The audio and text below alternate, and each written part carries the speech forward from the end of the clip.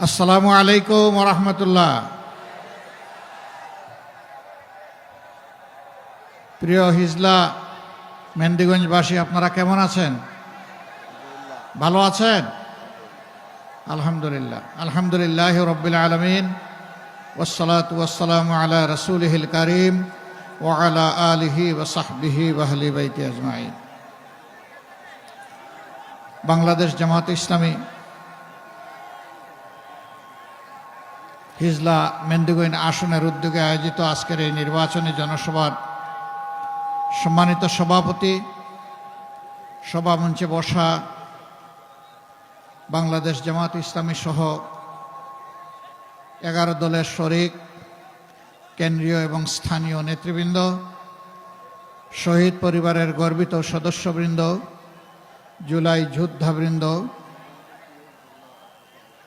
এই আসনের সম্মানিত ভাই ও বোনেরা, সাংবাদিক বন্ধুগণ, শৃঙ্খলার দায়িত্বে নিয়োজিত রাষ্ট্রের বিভিন্ন বাহিনীর সম্মানিত সদস্যবৃন্দ, আল্লাহ তাআলার শুকরিয়া আদায় করছি বাংলাদেশের মূল ভূখণ্ড থেকে বিচ্ছিন্ন এ যেন আরেক বাংলাদেশ, সেই মেহেন্দিগঞ্জে আল্লাহ তাআলা আমার জীবনের প্রথম এখানে আমাকে হাজির হওয়ার তৌফিক দিয়েছেন, আলহামদুলিল্লাহ। আজকের এই আশাটা আমরা সবাই জানি, আসন্ন নির্বাচনকে সামনে রেখে আগামী 12ই ফেব্রুয়ারি আর 4টা দিন আমাদের হাতে মূলত আছে। প্রচারণার জন্য আছে 3 দিন। এই সময়ের ভিতরে 2 দিন আছে, মাঝখানে প্রস্তুতি করব। এই সময়ের ভিতরেই বাংলাদেশের জনগণ তারা তাদের সিদ্ধান্ত নেবেন যে আগামীর বাংলাদেশটা কেমন হবে। 1947 সালে এই ভূখণ্ডটি প্রথম পাকিস্তানের অন্তর্ভুক্ত হয়। 23 বছর পূর্ব পাকিস্তান ছিল অখণ্ড পাকিস্তানের অংশ। সেই সময় পশ্চিম পাকিস্তান এবং পূর্ব পাকিস্তানের মধ্যে বিভিন্ন ক্ষেত্রে যে বৈষম্য এবং ব্যবধান তৈরি হয়েছিল, যে বঞ্চনা তৈরি হয়েছিল, তারই বিস্ফোরণ ঘটেছিল 70-এর নির্বাচনে। 70-এর নির্বাচন হওয়ার পরে স্বাভাবিকভাবে ক্ষমতা হস্তান্তর না হওয়ার কারণে একটা যুদ্ধ অনিবার্য হয়ে ওঠে, যেটা বাংলাদেশের মুক্তিযুদ্ধ। সেই যুদ্ধের মধ্য দিয়ে একই ভূখণ্ড আবার নতুন করে স্বাধীনতা লাভ করে বাংলাদেশ। এই বাংলাদেশের জনগণকে বলা হয়েছিল, যদি আমরা নিজেদেরকে শাসন করার সুযোগ পাই, তাহলে আমরা এই দেশকে ইবনে বতুতা যে দেশ এসে দেখে গেছে সেই দেশে পরিণত করব। অর্থাৎ দেশটি হবে সুজলা সুফলা শস্য শ্যামলা, চতুর্দিকে মানুষ শান্তিতে বসবাস করবে, নিরাপত্তা এখানে শতভাগ নিশ্চিত হবে, মানুষ কাজ পাবে, উন্নয়নের অংশীদার হবে, সমাজের সব ক্ষেত্রে ইনসাফ প্রতিষ্ঠিত হবে, আর কোনো বৈষম্য থাকবে না। কিন্তু না, বাংলাদেশ হওয়ার পর 4 বছরের মতো আওয়ামী লীগ সুযোগ পেয়েছিল দেশটা শাসন করার। কি করেছে কি করে নাই, তখন যারা বিবেকবান ছিলেন, যারা জীবন্ত সাক্ষী ছিলেন, এখন যারা বেঁচে আছেন, তারা এটা ভালো করেই জানেন। তারা দেশটাকে কার্যত একটি গুরুস্থানে পরিণত করেছিল। জায়গায় জায়গায় ছোপ ছোপ রক্ত আর খাড়ি খাড়ি লাশ, ব্যাংক ডাকাতি, বড় নেতার ছেলেরা পর্যন্ত ব্যাংক ডাকাতিতে লেগে গেল। মা বোনরা ইজ্জত নিয়ে ঘর থেকে বের হয়ে আবার ফিরতে পারবে তার কোনো নিশ্চয়তা ছিল না। রিলিফ আসলো বিপন্ন বাংলাদেশের অসহায় মানুষের জন্যে, সেই রিলিফ বাংলাদেশ পর্যন্ত পৌঁছতে পারল না, তার আগেই বিক্রি হয়ে গেল। 74-এর দুর্ভিক্ষে লক্ষ লক্ষ মানুষ মারা গেল, তাদের দাফন করার মতো সরকারের কোনো সময় ছিল না। জনগণ যেভাবে পেরেছে সেই বেওয়ারিশ লাশদেরকে দাফন করেছে। ঢাকায় আঞ্জুমানে মুফিদুল ইসলাম এই দায়িত্ব পালন করেছে। শুধু মুফিদুল ইসলামই কয়েক হাজার নয়, লক্ষ লাশ তারা দাফন করেছে। এমন একটি বাংলাদেশ তখন আমরা পেয়েছিলাম। আমরা ধারণা করি শেখ মুজিবুর রহমান সাহেব তার সমস্ত যোগ্যতা আন্তরিকতা দিয়ে চেষ্টা করেছেন, কিন্তু ৭১ দিনই বাংলাদেশ চালাতে পারবেন না। তার প্রয়োজন হবে তার সহযোগীদের সহযোগিতা। সেই সহযোগিতা তিনি পান নাই। আক্ষেপ করে অনেক কথাই তিনি বলে গেছেন, আমি এগুলো এখন বলতে চাই না। এরপরের পর্ব শুরু হলো। ৩ বার সংক্ষিপ্ত ক্ষমতার হাত বদল হয়ে জিয়াউর রহমান সাহেব আসলেন, তিনি দেশ চালালেন। তাকেও নির্মমভাবে দুনিয়া থেকে বিদায় নিতে হলো। যেভাবে শেখ মুজিব সাহেব নিলেন সপরিবারে, ব্যতিক্রম শুধু এতটা যে তার পরিবারের অন্যান্য সদস্যদের কোনো ক্ষতি সাধন না করে তাকে খুন করা হলো। তিনি দুনিয়া থেকে বিদায় নিলেন। আবার বাংলাদেশ অস্থির হয়ে উঠল। কিছুদিন এইরকম চলল। সত্তার সাহেব আসলেন, সামাল দিতে পারলেন না। তার হাত থেকে দায়িত্ব ফসকে অন্যের হাতে চলে গেল এবং সেটা আইনসঙ্গত জায়গায় যায়নি, অন্য জায়গায় চলে গেল। ৯ বছর তিনি শাসন করেছেন। তিনিও যা দিয়েছেন দেশবাসী তার সাক্ষী। তবে সেই সময় দুটা জিনিস খুব মারাত্মক আকার ধারণ করেছিল। একটা হচ্ছে তিনি নির্বাচনের জান কবজ করেছিলেন। তখনকার একটা স্লোগান ছিল 10টা হুন্ডা 20টা গুন্ডা, নির্বাচন ঠান্ডা। দুর্নীতিকে তিনি বাজারজাত করেছিলেন, জাতীয়করণ করেছিলেন। সেই যে দুর্নীতির মহা উৎসব জাতীয় সত্তা ফিরে পেল, তা আর থামল না। এখন পর্যন্ত এটা চলছে। উৎপাত সকল যুগেই ছিল, কিন্তু 15.5 বছরটা ছিল খুবই খারাপ সময় বাংলাদেশের জন্য। এই সময় বাংলাদেশের ব্যাংক, বিমা সেক্টর, কর্পোরেশন, শেয়ার মার্কেট লুট হয়েছে। মেগা প্রজেক্টের নামে জনগণের টাকা লুট হয়েছে। শুধু বাংলাদেশ ব্যাংকের বৈধ হিসাব মতে বিদেশে 15.5 বছরে তৎকালীন সরকারের লোকেরা পাচার করেছে 28 লক্ষ কোটি টাকা, যেটা বাংলাদেশের রাষ্ট্রীয় বাজেটের 4টা বাজেটের সমান। কত টাকা বিদেশে পাচার হয়েছে চিন্তা করেন। আর পাচার করতে পারে নাই সেই টাকা মাটির নিচে কলসিতে বিছানায় কত যে আছে আল্লাহই ভালো জানে। বাংলাদেশ জামাতে ইসলামী এই দেশের বুকে যদি বিবেক দিয়ে চিন্তা করা হয় তাইলে সবচেয়ে বড় মজলুম দল। যেই দলের এক এক করে 11 জন নেতাকে ঠান্ডা মাথায় খুন করা হয়েছে জুডিশিয়াল কিলিং এর মাধ্যমে। এটা বিচারিক হত্যাকাণ্ড। একজন যিনি বেঁচে ছিলেন এটিএম আজহারুল ইসলাম সাহেব, 5 আগস্টের পরে বর্তমানে কোনো দলের সরকার নাই, এখন একটা দল নিরপেক্ষ সরকার দেশ চালাচ্ছে। এই সময় আদালত যার ফাঁসির আদেশ দেওয়া হয়েছিল তাকে মুক্তই শুধু ঘোষণা করা হয় নাই, আদালত বলেছে তার বিরুদ্ধে যে সমস্ত সাক্ষী আনা হয়েছে একটাও বিশ্বাসযোগ্য সাক্ষী নাই। যে অভিযোগ আনা হয়েছে তার কোনো প্রমাণ দিতে সক্ষম হয় নাই রাষ্ট্রপক্ষ। সেই অবস্থায় তাকে ফাঁসি দেওয়া হয়েছিল। তাহলে বুঝুন বাকি যাদেরকে ফাঁসি দেওয়া হয়েছে অথবা জেলে রেখে যাদেরকে মৃত্যুর দিকে ঠেলে দেওয়া হয়েছে তাদের সাথে কি আচরণটা করা হয়েছে। এই বৃহত্তর বরিশালের অহংকার, সারা বাংলাদেশের অহংকার,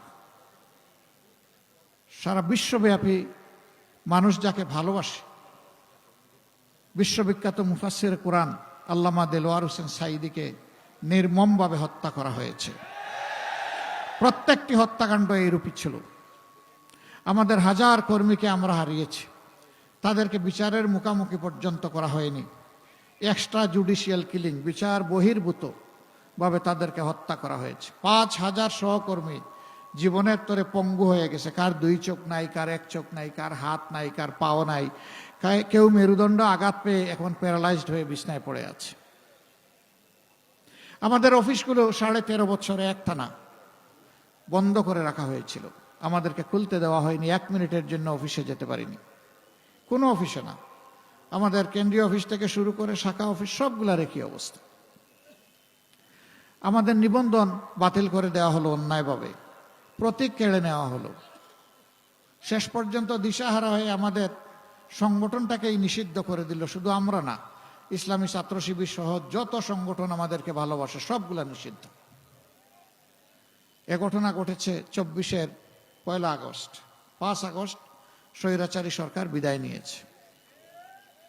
সম্মানিত ভাই ও বন্ধুগণ, এরপরে দেখেন একমাত্র দল যাদের নেতৃবৃন্দের ঘর বাড়ি বোলডোজার দিয়ে ভেঙে ছাই করে ফেলা হয়েছিল, হাজার হাজার কর্মীকে চাকরি থেকে বরখাস্ত করা হয়েছিল, সাসপেন্ড করা হয়েছিল, লক্ষ লক্ষ সহকর্মীর বিরুদ্ধে মামলা দিয়ে কার্যত গোটা বাংলাদেশকেই জেলে পরিণত করা হয়েছিল। এত কষ্ট বুকে চেপে যে দলটি চলছিল, সেই দলটিও জনগণের কষ্টে কখনো চুপ থাকেনি, ঘুমিয়ে পড়েনি। এই 15.5 বছর যেখানেই মানুষের দুঃখ দুর্দশা, বন্যা, খরা, ঘূর্ণিঝড়, জলোচ্ছ্বাস এবং আনন্যাচারাল ডেথ যত জায়গায় হয়েছে, সবার আগে যে সংগঠন দৌড়ে গিয়ে দাঁড়িয়েছে, এমনকি সরকারের আগে, তার নাম বাংলাদেশ জামাত ইসলাম। এই বরিশালের মানুষের সাক্ষী। 22 সালে বন্যার সময় সারা বাংলাদেশ আক্রান্ত হয়েছে, আপনারাও আক্রান্ত হয়েছে। আমাদের সামর্থ্য, সীমিত সামর্থ্য অনুযায়ী আমরা আপনাদের পাশে এসে দাঁড়ানোর চেষ্টা করেছি। কোনো জায়গায় আমরা চোখ বন্ধ করে থাকিনি। আমাদের হাতে অঢেল সম্পদ ছিল না, কিন্তু আমাদের বুকের ভিতরে সারা বাংলাদেশ ছিল। আমরা হৃদয় দিয়ে বাংলাদেশকে অনুভব করতাম। আমরা যখন যেতাম, বিভিন্ন জায়গায় লোকেরা বলতো, এত কষ্টের মধ্যে আপনারা আছেন, আবার সেই আপনারাই আসলেন সবার আগে। অনেক লোক কেঁদেও দিত। আমরা গিয়ে বলতাম যে দেখেন, কোনো দয়া দাক্ষিণ্য করার জন্য এখানে আসিনি, এটি মানুষ হিসাবে আমাদের নৈতিক দায়িত্ব, আমরা আমাদের নৈতিক দায়িত্ব পালন করতে এসেছি।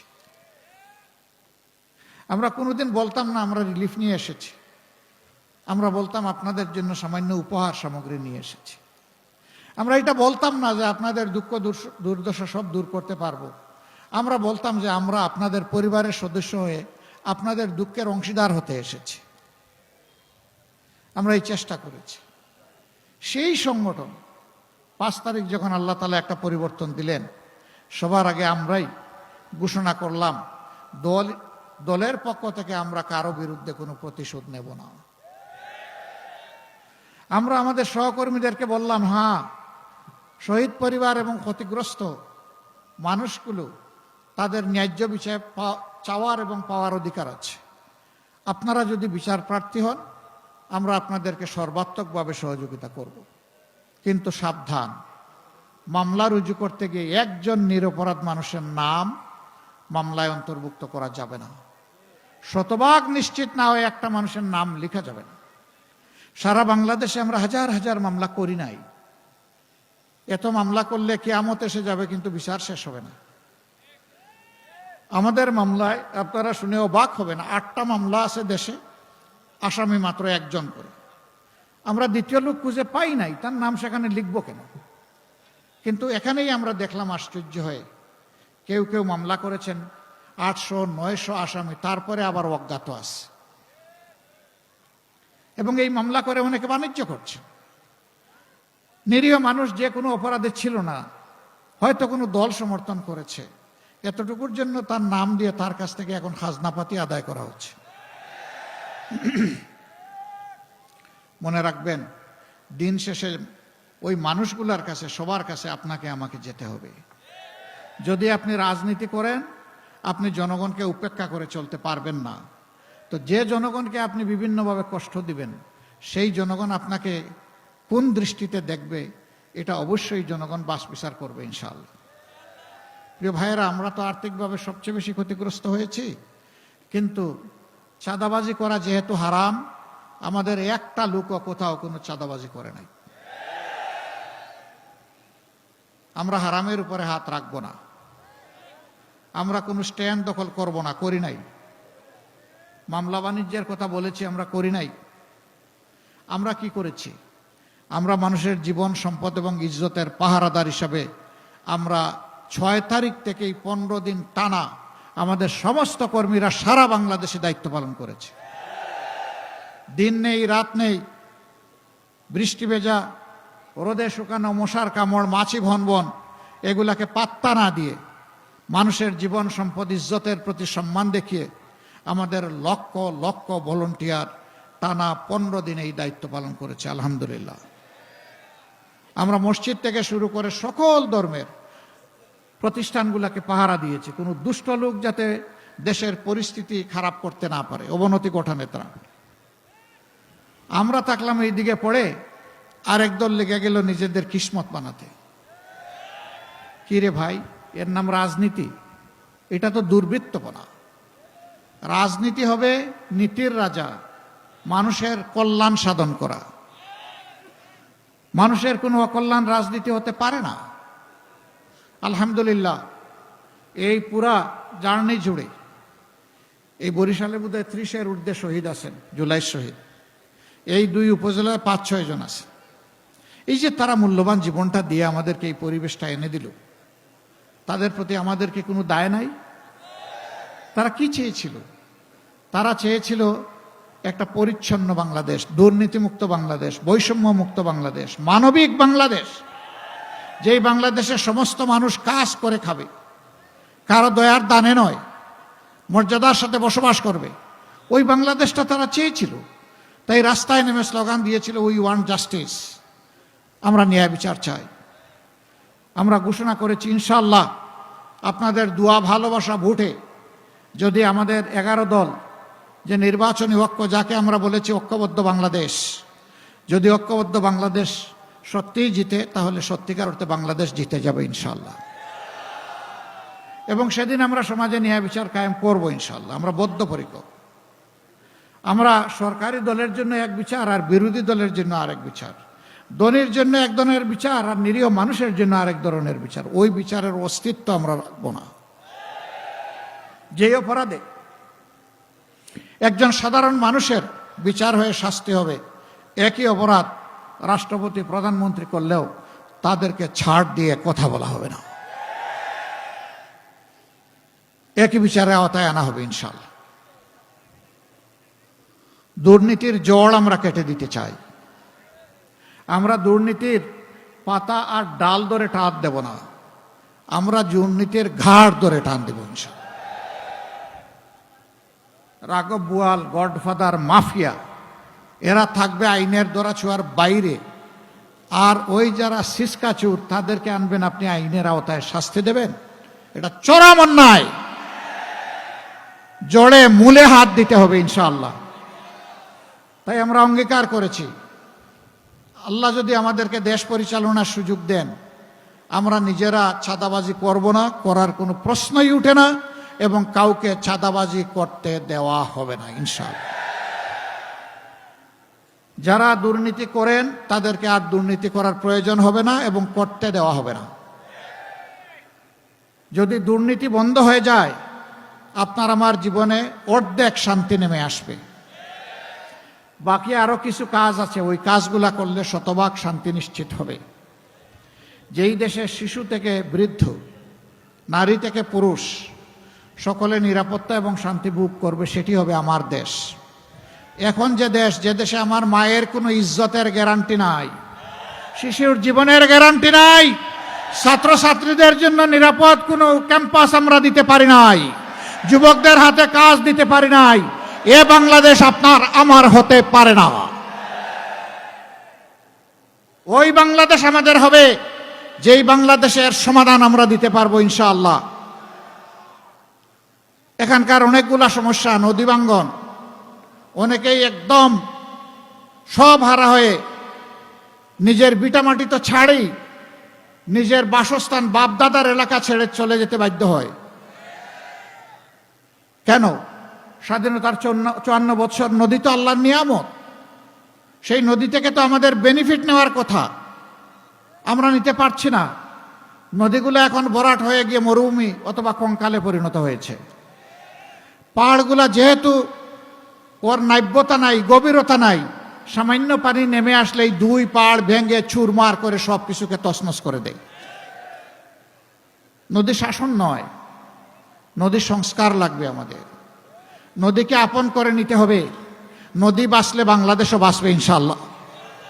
নদীকে হত্যা করার কুফল আমরা ভোগ করছি। উন্নয়নের অনেক গুরুত্বপূর্ণ দিক থাকবে, অগ্রাধিকারের মধ্যে একটা বড় অগ্রাধিকার হবে নদী সংস্কার করা। নদী এখন দুঃখ, সেই নদীকে ইনশাআল্লাহ পরিণত করতে হবে সম্পদে। এটা সম্ভব যদি দুর্নীতিমুক্ত হয়। বলবেন এত টাকা কই পাবে? টাকা আছে, আমাদের টাকা জমা আছে, শুধু আনতে পারলেই হয়। ওই যে 28 লক্ষ কোটি টাকা দেশ থেকে লুণ্ঠন করে বিদেশে নেওয়া হয়েছে, এইটা আনতে হলে এই প্রক্রিয়ার সাথে যে দল এবং ব্যক্তিরা জড়িত নয় সেই দলই পারবে, অন্য কোনো দল পারবে না। যারা নিজেরাই লুণ্ঠনের সাথে, পাচারের সাথে জড়িত, এরা জীবনেও এই টাকা ফেরত আনতে চাইবে না, বরঞ্চ আরো বাংলাদেশকে লুটে পুটে খাইতে চাইবে। আমরা আপনাদেরকে কথা দিচ্ছি, আল্লাহ সুযোগ দিলে ইনশাআল্লাহ ওদের মুখ দিয়ে পেটের ভিতরে হাত ঢুকাইয়ে সব বের করে আনা হবে ইনশাআল্লাহ, ওদেরকেও আনা হবে এবং আইনের শাস্তির মুখোমুখি করা হবে। কারণ এরা রাষ্ট্রের দুশ্মন, জনগণের টাকা চুরি করেছে। এটা তাদের বাবার টাকা নয়। বাবার টাকা হলে চুরি করে দেশ থেকে পালানোর দরকার পড়ে না। 18 কোটি মানুষের টাকা, আজকে জন্ম নেওয়া শিশুর টাকা, রাস্তার ধারে ধারে হাত পেতে যে আমার ভাই এবং বোন ভিক্ষা করে তারও টাকা। এই সব টাকা ফেরত আনতে হবে ইনশাআল্লাহ। আমরা জানি না কতটুকু পারবো, কিন্তু কথা দিচ্ছি আমরা চূড়ান্ত লড়াই করব ফেরত আনার জন্য। আর নতুন করে কোনো চোর জন্ম দেব না, লুটেরা জন্ম দেব না। বাংলাদেশের ব্যাংকগুলা ফুকলা হয়ে, ব্রেকডাউন হয়ে আজকে থরথর করে কাঁপছে, অস্তিত্ব টিকিয়ে রাখার লড়াই করছে।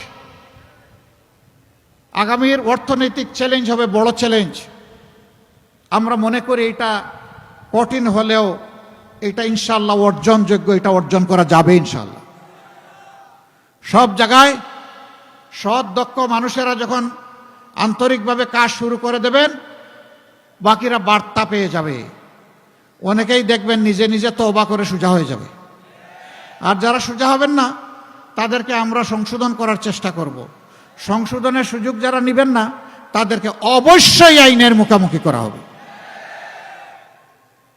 সম্মানিত ভাইয়েরা, যেখানে যাই সবারই দেখে হাহাকার। সেনাবাহিনীর এক ধরনের দাবি, আধা সামরিক বাহিনীর এক ধরনের দাবি, রাষ্ট্রীয় অন্যান্য শৃঙ্খলা বাহিনীতে যারা আছেন তাদের এক ধরনের দাবি, সিভিল জগতে যারা কাজ করেন তার আরেক ধরনের দাবি, শিক্ষায় যারা কাজ করেন তাদের আরেক ধরনের দাবি। মানে দাবি সব জায়গায়। তার মানে কি? তার মানে কোনো একটা সেকশনের মানুষ এই দেশে সন্তুষ্ট নয়, এটাই সত্য। আমাদেরকে আল্লাহ তাআলা যদি এই দেশের পরিচালনার দায়িত্বে দেন, তাহলে আমরা সবাইকে সমান অংশ এনে দেব না। যার যেটা ন্যায্য পাওনা তাই তার হাতে তুলে দেওয়া হবে ইনশাআল্লাহ। সবাইকে সমান করে দেওয়ার নাম ইনসাফ নয়। ইনসাফ হচ্ছে যার যার পাওনা তার তার হাতে উপযুক্তভাবে তুলে দেওয়ার নাম।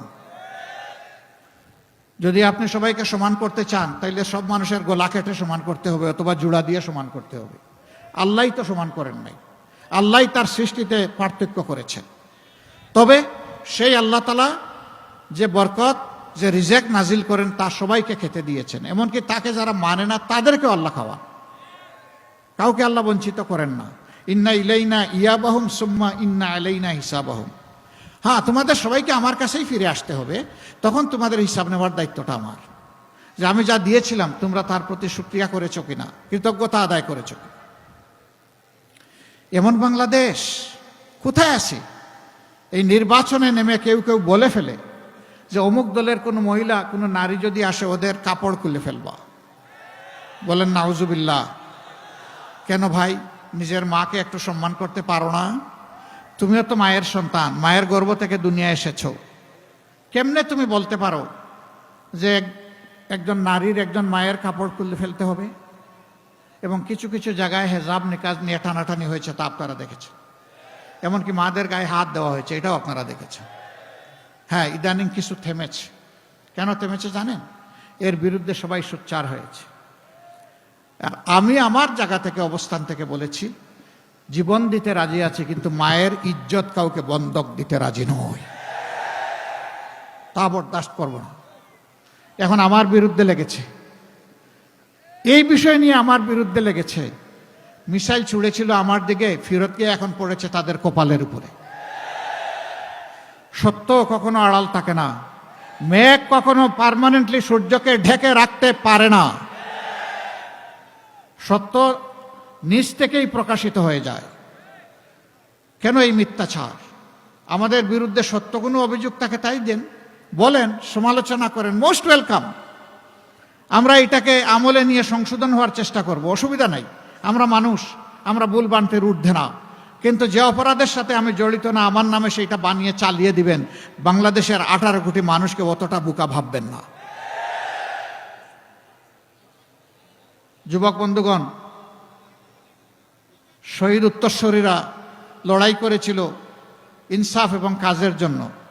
আমরা কাউকে বেকার ভাতা দিব না, দিতে পারবো না। বেকার ভাতা দিয়ে কাউকে বেইজ্জত করতে চাই না। যুবকরা মিছিল করে কারো কাছে বেকার ভাতা দাবি করে নাই। যুবকরা বলেছে আমাদের যোগ্যতা অনুযায়ী, ন্যায্যতা অনুযায়ী আমাদের হাতে কাজ দেন, আমরা কাজ করতে চাই। আমরা ইনশাল্লাহ গোটা যুব সমাজ, তরুণ তরুণী সবার হাতে কাজ তুলে দেব ইনশাল্লাহ। এই সবাই মিলে বাংলাদেশ গড়ব। সেদিন প্রত্যেকটি যুবক যুবতী, তরুণ তরুণী, প্রত্যেকটি নাগরিক, মা বোন, নারী পুরুষ সবাই পরিচয় দিবে, আমি বাংলাদেশ, এটি আমার বাংলাদেশ। গর্বের সাথে ইনশাল্লাহ সেই পরিচয় দিবে সবাই। আমরা ওই বাংলাদেশটাই গড়তে চাচ্ছি।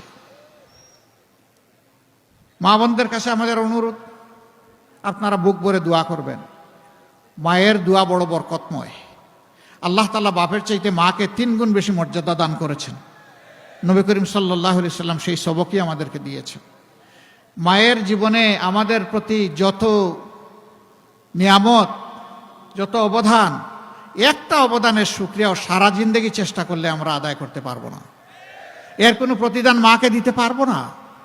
মাকে একটু সম্মান যেন দিতে পারি, আল্লাহ যেন এই তৌফিক দান করেন। গোটা নারী জাতি আমাদের মা।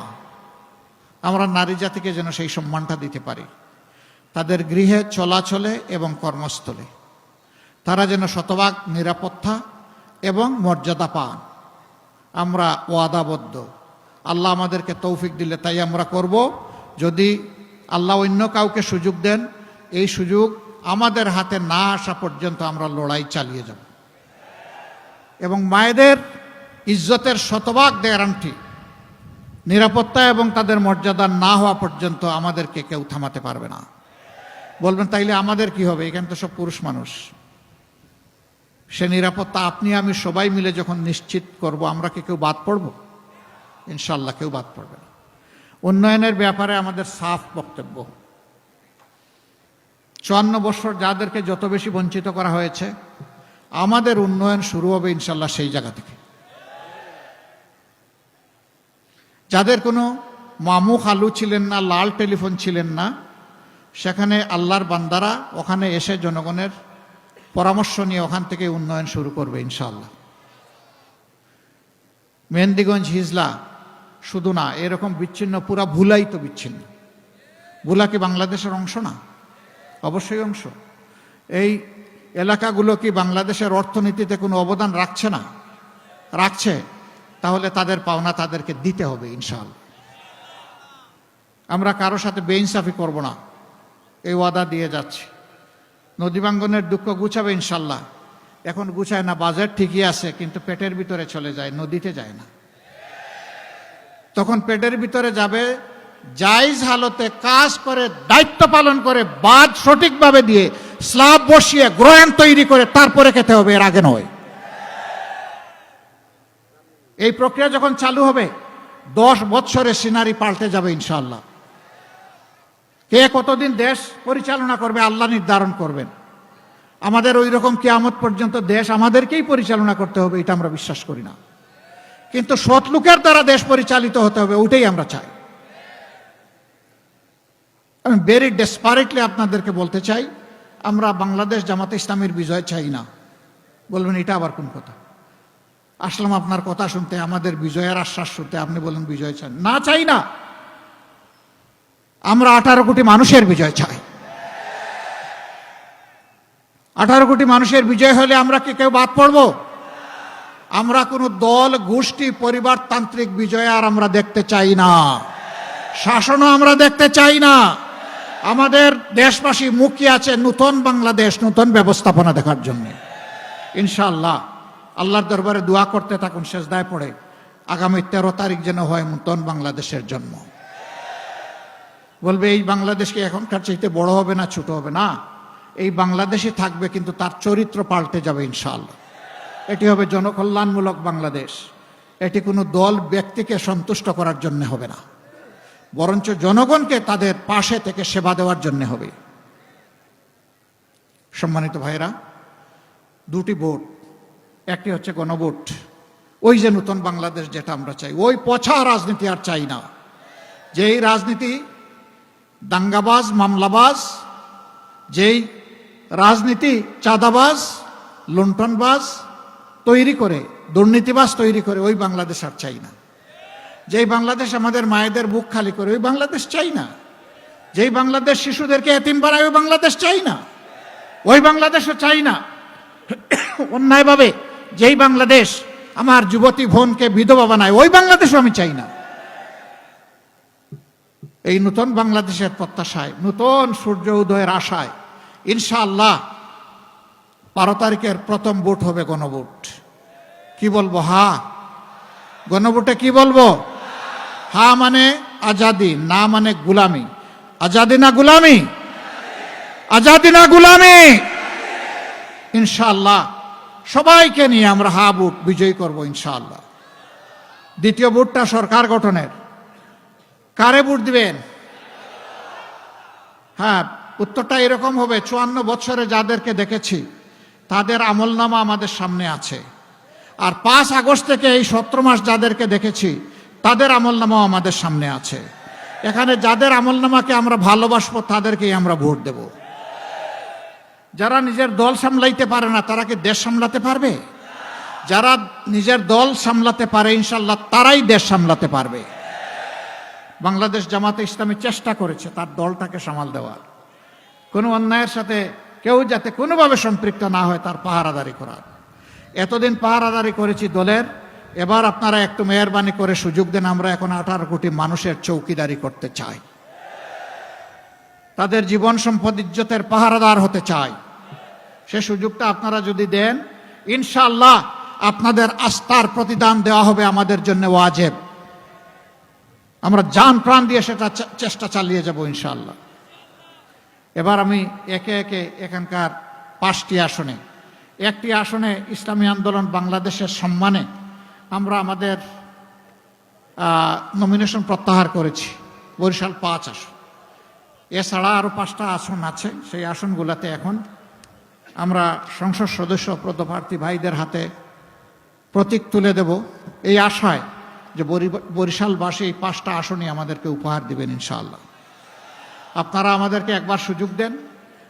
বহু সুযোগ অন্যদেরকে দিয়েছেন, দেখেছেন তারা কি করেছেন, করছেন, সব কিছু আপনাদের সামনে আছে। আমরা কি করেছি, করছি, সেটাও আপনাদের সামনে আছে। একবার সুযোগ দেন, তারপরে ইনশাআল্লাহ আমরা আপনাদের খেদমত করার সুযোগ পাবো, একটু সেবা করার সুযোগ পাবো, একটু দেশটাকে সবাইকে নিলে গড়ার চেষ্টা করব। আমরা আর বাংলাদেশকে বিভক্ত করতে দিব না, ধর্মেও না, বর্ণেও না, কোনোভাবেই না। এখন শুধু ঐক্যবদ্ধ বাংলাদেশ। এখানে ধর্মে বর্ণে কোনো হানাহানি থাকবে না, ধর্মের কারণে কেউ বঞ্চিত এবং লাঞ্ছিত হবে না। এখানে সমস্ত লোকগুলাই এক ফুলের বাগানের ভিন্ন ভিন্ন গাছ হিসাবে হাজির হয়ে আমরা বাগানটাকে সাজাবো ইনশাআল্লাহ। যার যার যোগ্যতা অনুযায়ী সবাই দেশ গড়ার কাজে অবদান রাখবেন। প্রথমে বরিশালে 1 গৌরনদী আগলছড়া মৌলানা কামরুল ইসলাম খান। ডান দিকে আসুন ভাই, জি ধরেন শক্ত করে, এই ডান্ডাতে ধরেন, শক্ত করে ধরেন, দুই আঙ্গুল দিয়ে না, 5 আঙ্গুল দিয়ে ধরেন। মাশাল্লাহ। মার্কা আছে? মার্কা আছে? স্লোগান একসাথে হবে ইনশাআল্লাহ। আল্লাহ এই মার্কা এবং এই ব্যক্তিকে খেদমতের জন্য কবুল করুন। বরিশাল 2 উজিরপুর বানাড়িপাড়া। ডান দিকে আসেন আব্দুল মান্নান ভাই, ডান দিকে আসেন, ধরেন শক্ত করে ধরেন, ওই দিকে তাকান, উঁচু করে ধরেন। এ জাতির ভার বহন করতে হবে ইনশাআল্লাহ। প্রতীক আছে? প্রতীক আছে ইনশাআল্লাহ। প্রতীকের জবাব পরে নিচ্ছি, দোয়া করেন আল্লাহ যেন কবুল করেন। বরিশাল 3 বাবুগঞ্জ মুলাদি ব্যারিস্টার ফুয়াদ আসছে?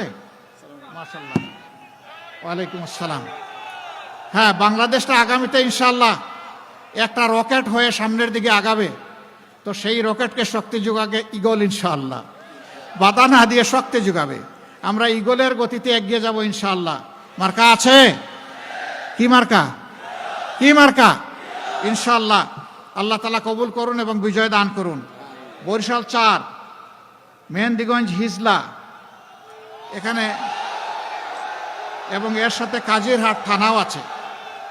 এখানে অধ্যাপক মৌলানা আব্দুল জব্বার স্বাগতিক এলাকার রাহবার মার্কা আছে। কোন সে মার্কা? বাকিটা পরে ইনশাআল্লাহ। এরপরে বরিশাল 6, এখানে মৌলানা বাকেরগঞ্জ। আসলে জেলাটার নাম আমরা ভূগোলে পড়েছি বাকেরগঞ্জ, কেমনে যে বরিশাল হয়ে গেল টের পাইলাম না। এখন আমাদের এক জেলার 2 নাম, বাকেরগঞ্জ এবং বরিশাল। তবে বাকরগঞ্জ এখন আর দলিলে নাই, এখন দলিলে আছে বরিশাল। সেই বাকরগঞ্জে যাকে আমরা ইনসাফের প্রতীক তুলে দিলাম, তিনি হচ্ছেন মাওলানা মোহাম্মদ মাহমুদুন নবী তালুকদার। তিনি তালুকদার হলেও তিনি তালুকগিরি করবেন না, সেবক হয়ে কাজ করবেন ইনশাআল্লাহ। মার্কা আছে? আলহামদুলিল্লাহ। এবার আসুন একটু স্লোগান তুলি। ভাই মার্কা আছে? কোন সে মার্কা? আরো জুড়ে, জুড়ে সুরে একটিবার ইগলো বলুন। আরে এগুলো বলুন, দাড়িপাল্লা। একটিবার ইগল। ইনশাআল্লাহ 12 তারিখ সারাদিন সকাল সন্ধ্যা জিতে যাবে ইনশাআল্লাহ। দাড়িপাল্লা, মাশাআল্লাহ। সবাইকে মোবারকবাদ। বিজয় ঘরে নিয়ে আমরা ফিরবো ইনশাআল্লাহ। আল্লাহ আমাদেরকে সাহায্য করুন। ঘরে ফিরে উজু করে 2 রাকাত নামাজ, বিজা চোখে 4টা সেজদা আল্লাহ তাআলার দরবারে শুকরিয়া আদায় করবো ইনশাআল্লাহ। আল্লাহ আমাদেরকে সেই অপেক্ষার পালাটা আল্লাহ যেন আমাদের হাতে এনে দেন, দোয়া করি। সবাইকে ধন্যবাদ, আপনারা এসেছেন। আসুন আমার পক্ষ থেকে একটু স্লোগান দেই, এরপরে সভাপতির ভাষণ শুনবেন। লিল্লাহি তাকবীর, লিল্লাহি তাকবীর, ইনকিলাব ইনকিলাব, জিন্দাবাদ জিন্দাবাদ, ইনকিলাব জিন্দাবাদ, জিন্দাবাদ জিন্দাবাদ। আসসালামু আলাইকুম ওয়া রাহমাতুল্লাহ।